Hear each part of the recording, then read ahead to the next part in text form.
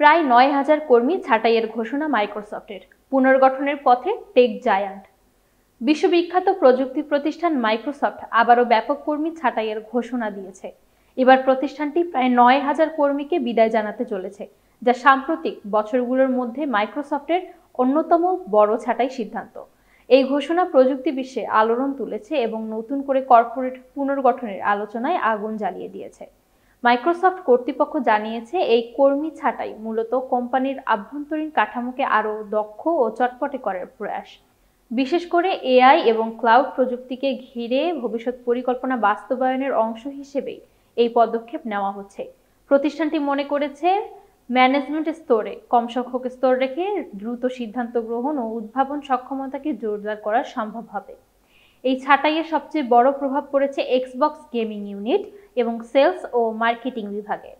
মাইক্রোসফটের একাধিক gaming studio ইতিমধ্যে বন্ধ ঘোষণা করা হয়েছে এবং বহুল প্রতীক্ষিত গেম প্রকল্প যেমন ইভারওয়াইল্ড ও পারফেক্ট ডার্ক বাতিল করা হয়েছে বা স্থগিত রাখা হয়েছে। গেমিং জগতে একে অনেকেই মাইক্রোসফটের কৌশলগত পুনর্বিন্যাস হিসেবে দেখছেন, যেখানে হার্ডওয়্যার বা প্রথম পক্ষীয় গেম নির্মাণের তুলনায় স্ট্রিমিং ও ক্লাউড ভিত্তিক অভিজ্ঞতার জোর দেওয়া হচ্ছে।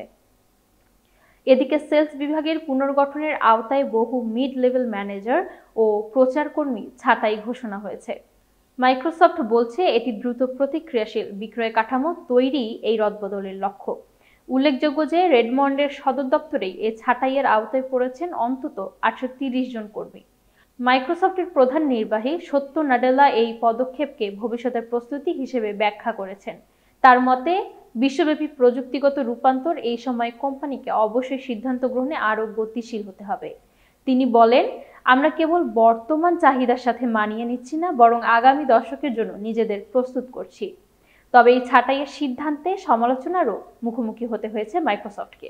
যুক্তরাষ্ট্রের কর্মী সংগঠন CWA, communications workers of America, একে অমানবিক ও অপ্রয়োজনীয় পদক্ষেপ বলে আখ্যায়িত করেছে।